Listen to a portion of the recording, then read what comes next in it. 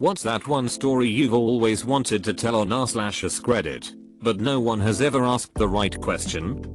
A few weeks ago I was visiting Los Angeles. I'm from Spain, but I'm fluent in English. I needed help finding directions to a certain address. I'm in downtown at this point. On foot. I ask a guy in the street if he knows where the address is. He responds with, "No hablo inglés," which is I don't speak English in Spanish. Being from Spain, I understood him and asked him again in Spanish. Then he says, in crystal clear English, "Dude, I just don't wanna talk to anyone. Leave me alone." I live in a small rural town. When I was 7, my parents let my older sister and I ride our bikes about 3.5 miles into town to get lunch at the only restaurant in town, which my mom's cousin owns. I didn't realize how long of a ride 3.5 miles was and was hot and tired and crabby and burned my tongue on my burger. So I threw a fit and refused to ride my bike home. A stranger overheard my sister and I arguing about this and offered me a ride home. He said he could just put my bike in the back of his truck and everything would be fine. My sister agreed because she didn't want to have to call my parents to come pick us up, and she was tired of my whining, and also she was 10 years old and dumb. I realized on the drive home that I hadn't given the man directions or told him my name, but he somehow knew my name and where I lived. He dropped me off at home, helped me put my bike in the garage, and then drove down the road to go visit my grandparents. It turns out, the man was my grandpa's brother, one of 12 siblings. He recognized me because I looked just like my mom did at that age.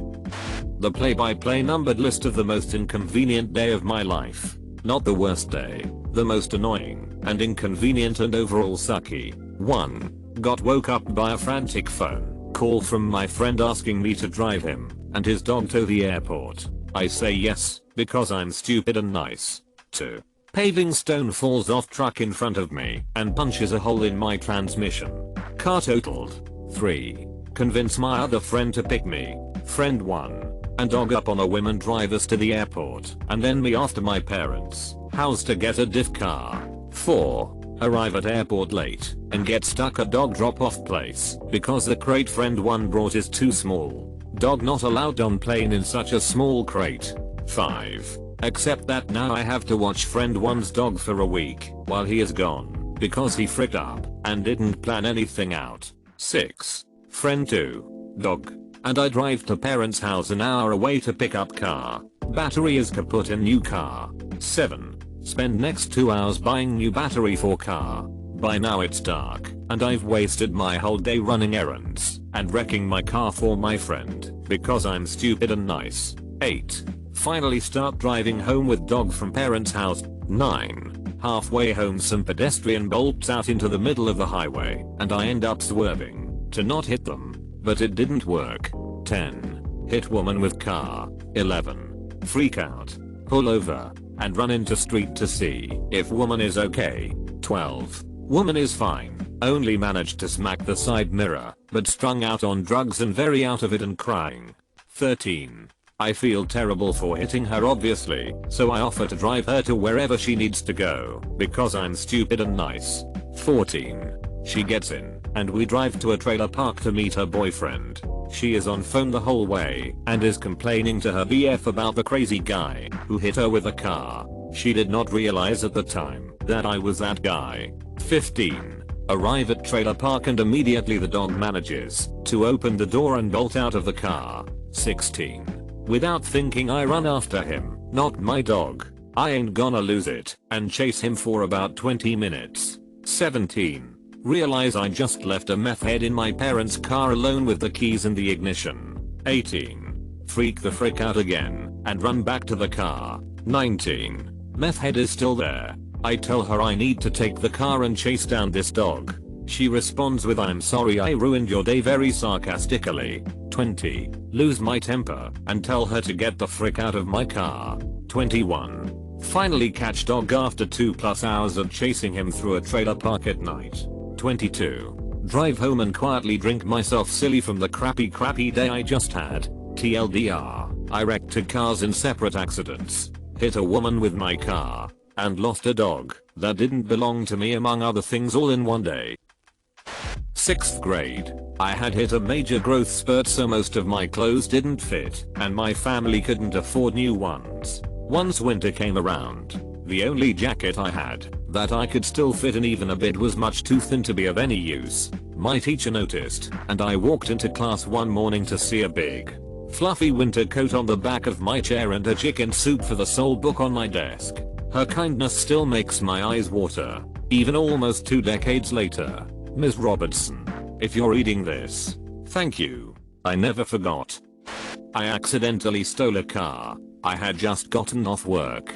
I was working 2 jobs at the time, and I got barely any sleep. I walked out and got into my car, started it up, and started driving home. I didn't realize something was wrong until I couldn't find my aux cord, and then I started realizing that there were things in the car that were not mine, like the child seat in the back. I was an 18-year-old with no kids. I flip a U-turn and bust ass back to work to hopefully get the car back before its owner notices it's gone. I didn't. Cops were there, and I was very quickly arrested. Owner dropped charges only after 3 things were done. 1. I showed my keys unlocked and started her car, then pointed to my car, which was the same model, color, and year.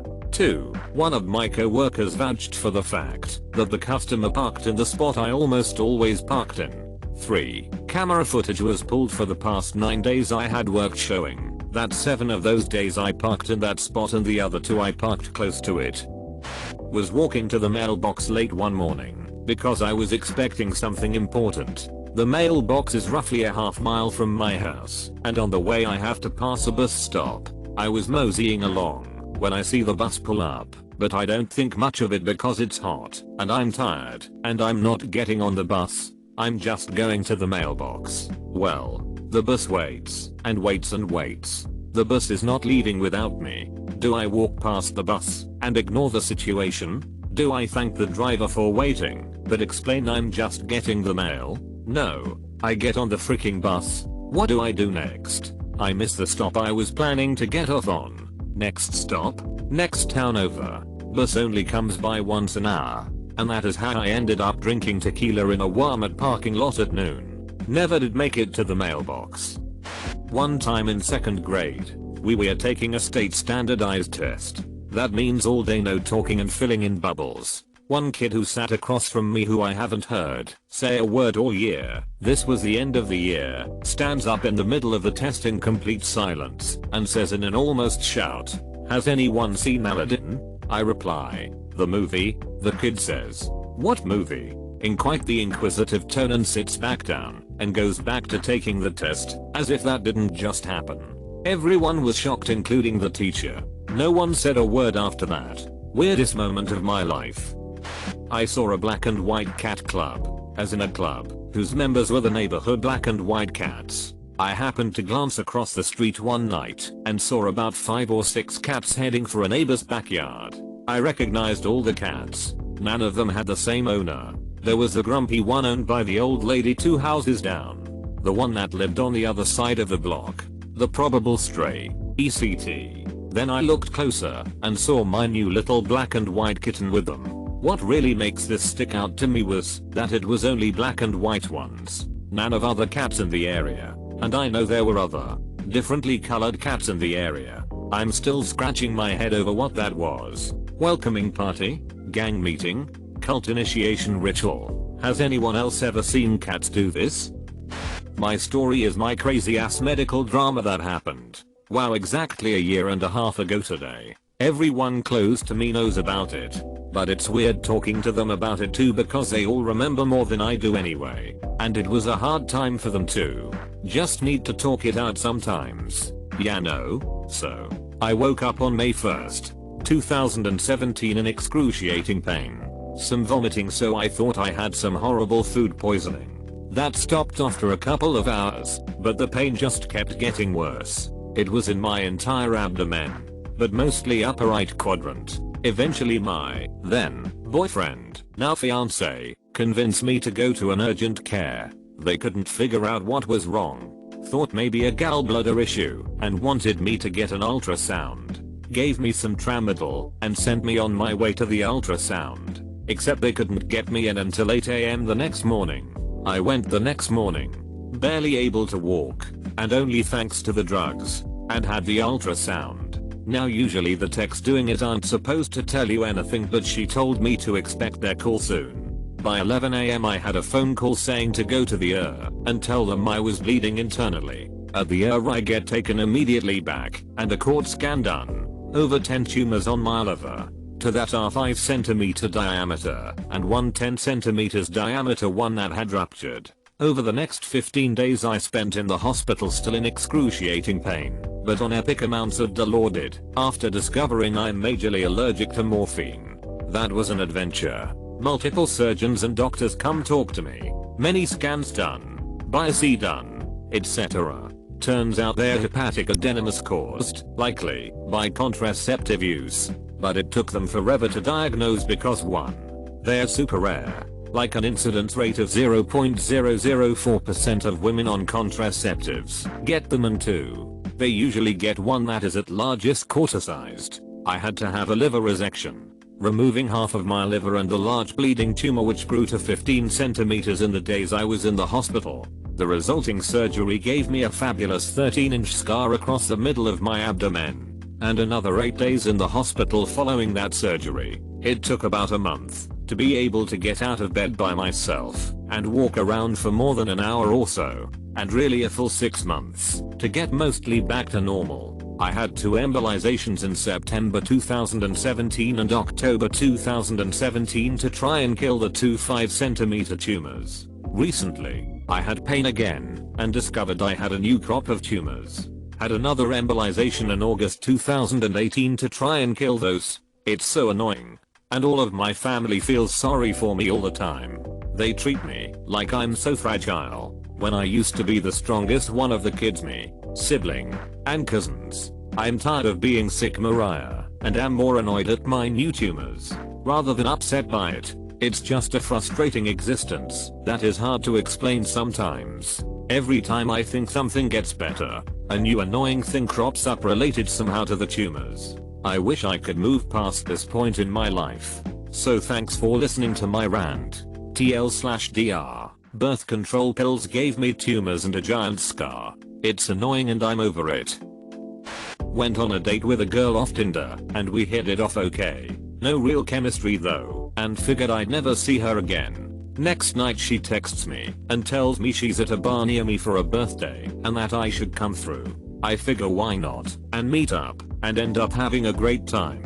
She's super chatty, and there's definitely something there that wasn't there the night before. After a few hours she tells me we should go back to my place. Why the hell not? We are talking the entire cab ride back, and she's coherent and fine. We get to my place and she opens up her door and faceplants onto the street. She has somehow become blackout wasted during the 10-minute cab ride. At this point she is incoherent and can't tell me where she lives, so I pick her up and walk her up the block to my place, up 3 flights, and settle her in my room. I don't feel okay sharing a bed with her when she's like this, so I leave her some water and put a trash can by the bed, just in case, and start to leave my room and head to the couch. I hear something as I get to the door and turn back in time to see her roll off my bed, hit her neck on the corner of the trash can, and slam onto the floor. She then starts painting the walls like a sprinkler. I just watch it happen for a minute. I can't do anything. Once she stops, I pick her up and take her to the bathroom. She starts round 2 as I go back to my room and start cleaning up. After a few minutes, I go check on her and she is passed out in my toilet. At this point, she is completely immobile and I can't get her up. She has become 50 pounds heavier. So I grab a pillow, put her head in my lap, and resolve to sleep in the bathroom with her, worried my roommate might stumble upon her in the middle of the night. After a few hours of rough sleep she wakes me up and tells me she needs to use the bathroom. I leave and let her do her thing. After about 15 minutes, I get worried and go to knock on the door only to find it ajar. I push it open, only to be confronted with a wall of stink. She has passed out on my toilet while taking the most obscene crap, and her head is now jammed between the toilet back and my sink somehow. I managed to get her head free, but she is out. I can't do anything anymore. I can't get her up and I can't wipe her ass for her. So I leave her and go to the couch. After a few hours I hear her get up and go to my bed. I check in on her and she is out, fully clothed, in my bed, and covered in puke still. Defeated, I go back to the couch. I have to work early in the morning, so I go to check in on her around 7 AM, only to find she has gotten her period in my bed. I leave her $10, a t-shirt and jeans, and directions to the nearest laundromat. She texted me later apologizing, and we went on another date, and ended up sleeping together. Wonder what happened to her. I was with two of my friends. Around midnight. We were in high school at the time, and were going to pull into the parking lot of a park to smoke weed while sitting in the car. We had been here several times before, and it was private enough where nobody ever bothered us. This night we pull in and see a group of people just walking across the parking lot from one side to the other and into the pitch black field. They weren't together, but almost 30 people throughout the parking lot just walking in the same direction. They looked like they were from all walks of life. A construction worker, kids, a grandma, all different looking people. As we pulled into the lot and my friend's car shined his headlights on some of the people, nobody turned around to look at us. They just kept walking without breaking eye contact with the field. TLDR, I went to a park to smoke weed with friends and came across a cult or possible group of zombies. When I was a kid we lived out in the country and this very preggers dog showed up on the farm. My stepdad told us not to feed it cause we already had more dogs than we needed, and if we fed her she might stick around and have her puppies. So of course we secretly fed her, just as my stepdad predicted she had her puppies. We were thrilled, but knew we would have to hide them from my stepdad. He is not a cruel man, but he would have killed them. It might be hard for a lot of people to stomach, but we were living pretty hand to mouth, and he lived in reality of food for dogs vs food for kids. We didn't have the money to support a stray dog's puppies or heck even the money for gas to take them to the nearest shelter. After a few weeks of sneaking the mama dog food in back of our feed shed she stopped showing up. I worked on a dairy, so I started sneaking a little milk home in my saddlebags to feed the pups. Unfortunately after a few weeks of that my stepdad found them and was pretty irate over the disobedience and stealing milk. However with much pleading my sisters and I convinced him to let us keep them. He said he wasn't paying for shots or food. Fine by me, I could make in a few weeks at the dairy to get this done. Unfortunately orphaned puppies have weak immune systems and they all got parvo before I had the money. My sisters and I spent all day and night for several days trying to keep them alive with a right dropper of water to keep them from getting dehydrated. One by one each pup succumbed to the illness. Eventually only a single one was left and my stepdad, softened by our dedication, told us we could keep it if it lived. By some miracle she lived. We named her Sassafras, and she was the cutest little corgi-ish mutt. One day my stepdad calls to me and tells me to grab a towel. I come outside with a bath towel, and he shakes his head no, and I sends me back to get a work towel. I come back out, and he looks at me as sad as a true blue cowboy could look and says, "I'm sorry, pumpkin. I didn't know she was there." He had accidentally backed over the puppy's head when he put the farm truck into reverse. Sassafras had been sleeping in the shade behind the tire. He says, "It's your dog, you need to handle this." I will never forget how surprisingly hot the insides of my puppy were as I scooped her into a towel to bury her. I was heartbroken. A month or so later my stepdad comes into my room with a holding baby possum in his hand next to his chest. I was perplexed because possums were a bane on the farm, cause they killed chickens. I stood there confused, and he gruffly says, "Well, are you going to take it or not?" I cautiously reach out and grab it. It wasn't a possum, it was a blue heeler puppy. She turned out to be the most amazing dog. I was blessed to have her in my life for almost 17 years, and could write a book on all the adventures we had together. I know my stepdad might get a lot of flack from the internet folks, but he was an amazing man who taught me so very much, and offered very real and often hard lessons in the realities of life. I know I'm better for having him in my life. The camera in the woods. In front of my townhouse building growing up was a wooded area within a massive drainage area. My friends and I were trying acid for our first time at my house when we were 17. Standing outside and we see this little red light in the tress like a camera. Tell them we must be tripping, because I would noticed that before. It's too dark to go and investigate. Next day I don't see the light and kind of forget about it. Graduate, go to college, and come back for a visit. My parents' friend was living with them, since house was empty. Think my parents are swingers BTW, since their kids are gone. Their friend and I are standing outside smoking a bowl, because my parents dislike smoking. He asks if I've noticed the light in the woods. We went to investigate in the morning and saw nothing. No camera in the daylight nor red light the next night.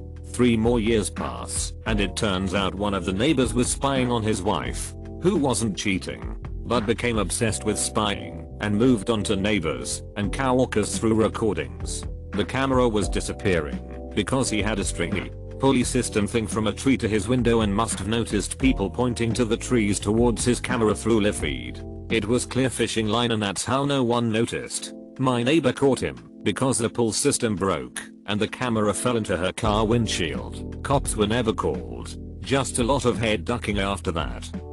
I work with a guy who ended up on the air after an intimate night with his GF. They tried the back door and apparently she had eaten jalapenos. A jalapeno seed went into his. Well, he was in a lot of pain. This is what he's known for at work now.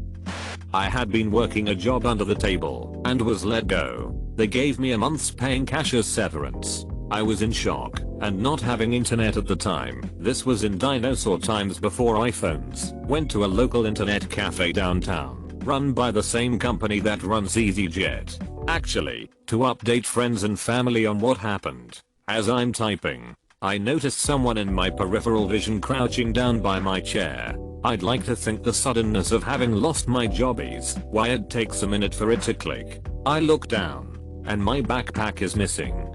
I turn and see the guy heading upstairs to the ground floor and the exit. Not really thinking things through, I tear after the guy. I get to the top of the stairs and see him walking outside and have a moment of panic that he is going to hand my bag off to an accomplice.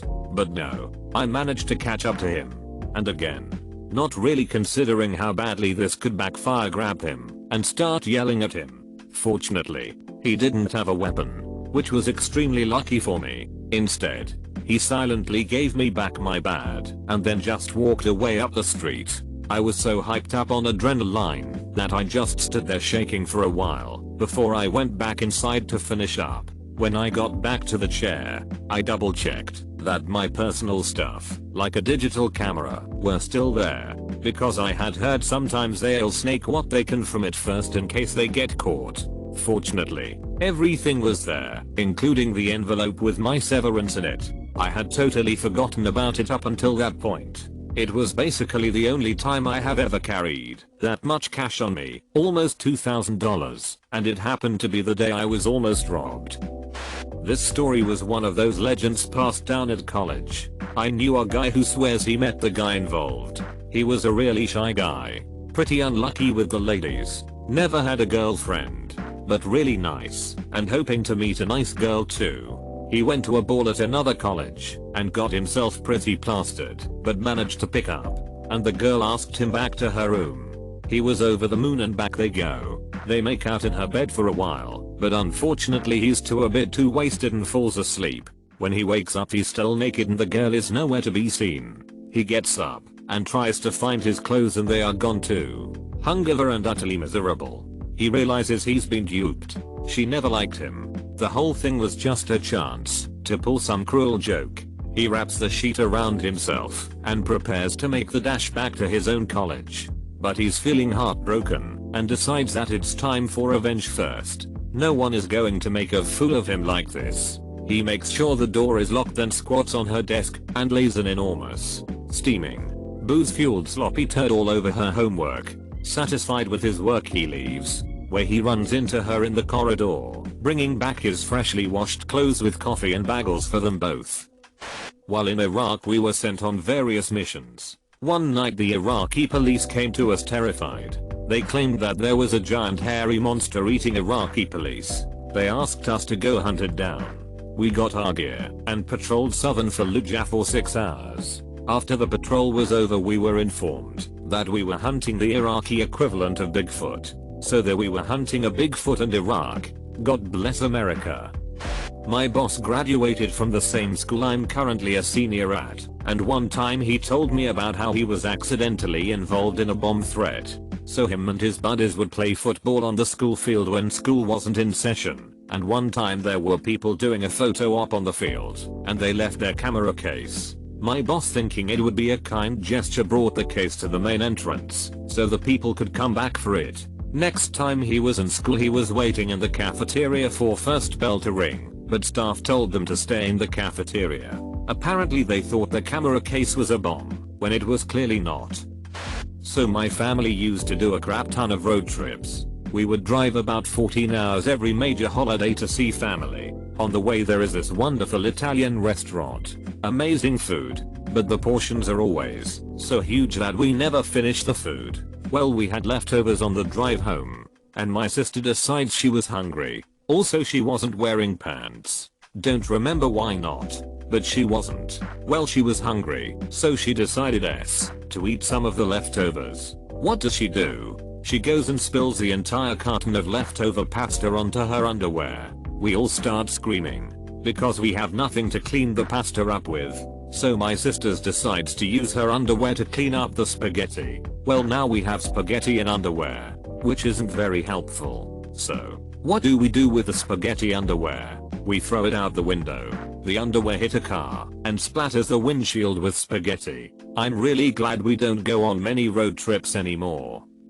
We went on a lads' night out and somehow 2 random Scottish birds ended up coming back to our house with like 14 lads. We're all just drinking, having a laugh when someone points out that the one bird is tossing my mate off under a blanket. We all make a joke about it, call them out on it, and tell them to go somewhere private. So he takes her to my bathroom. He fricks her on the bathroom floor and they come back downstairs after the deed's done. I go up for a piss and there's a watery substance all over the floor. So I ask WTF is on my floor. She goes bright red. He starts laughing and says she's a squirter, mate. I was like, TF dude, clean it up. Nah mate, is his response. So I went upstairs and cleaned the Scottish bird's jizz off my floor with a mop. Went back downstairs with the mop. Walked straight up to him and slapped him across the face with the mop. Once, when I was 8 years old, I was running through the forest. Suddenly I got pulled back by something. I didn't know what, but it didn't hurt. I called for my dad. When he came, he gasped and said that I shouldn't move. He then proceeded to remove a fishing hook that was in my skin right next to my eye. 1 more millimeter to the left and I would been blind with one eye for the rest of my life.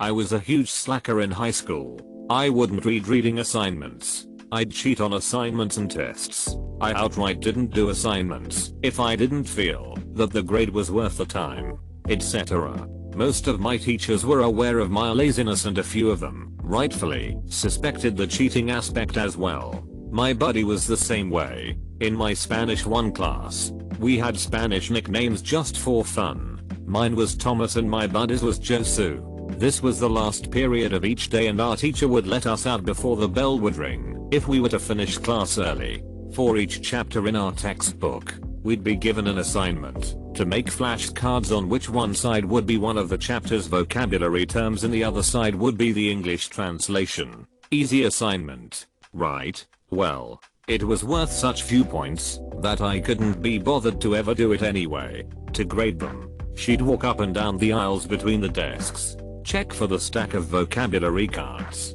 and move on to the next student. Nothing too thorough. It's the end of the period and we are ready to leave early as usual, which she said that we could do after she checks our cards. She goes to check Josu's cards and he actually has them done. I'm stunned just as much as she is, as she continues up the aisle, and with her back turned, Josu passes me his cards. As she approaches me, she asks, "Thomas, do you have your vocabulary cards?" Without even looking at me, expecting me to say, "No, yes, ma'am," I respond, flashing the cards at her. She looks baffled. She knows that something is up. "Josu, where are your cards?" "Oh, I put them away, Mrs. Rice. Do you mind pulling them out and showing them to me again?" As Josu reaches underneath his desk for his binder, he of course doesn't say anything, but he doesn't have to. His facial expression says it all. I neither want to screw over my friend nor want to get caught cheating. How severe would the punishment be? Our friend Jane is eager to have his cards checked so that he can leave early, completely unaware of what's going on. Jane walks up to Mrs. Riaz from behind and asks if she'll check his cards. She turns around, and as she checks his cards, I give Josu his cards back. How do I get us out of this predicament? Mrs. Riaz turns back around and sees Josu with his cards. She then looks to me and asks, Thomas, now, where are your cards? I threw them away, I sheepishly answer. She gives me the all too familiar look of disappointment and asks, why would you do that? I continue. Let's be honest. You and I both know that I won't use them anyway. Well, go get them and show them to me please. This is it. We are about to get caught cheating. Is there a way out of this? I walk to the trash can, brainstorming what to do when I get to it and don't have any cards to show her. Do I shamefully act like they are suddenly missing from the trash can? Do I cut the bullcrap and try the honesty route? I don't know. I continue to the trash can and am flabbergasted at what I find: a stack of the chapter's vocabulary cards sitting neatly on top. No freaking way. I bring them back to my desk and show them to her. She looks to Josu and he flashes his cards to her as well. With a surprised tone, she says, I'm sorry that I ever doubted you too. She continues checking others' cards and my buddy whispers, whose cards are those? Dude, I have no freaking clue. The next day, I tell James about what happened. He asks, you know what's funny? What? Those were my cards. I threw them away on my way out of class. Those cards were there for only seconds, and he had no idea that I needed him to put them there. What are the odds?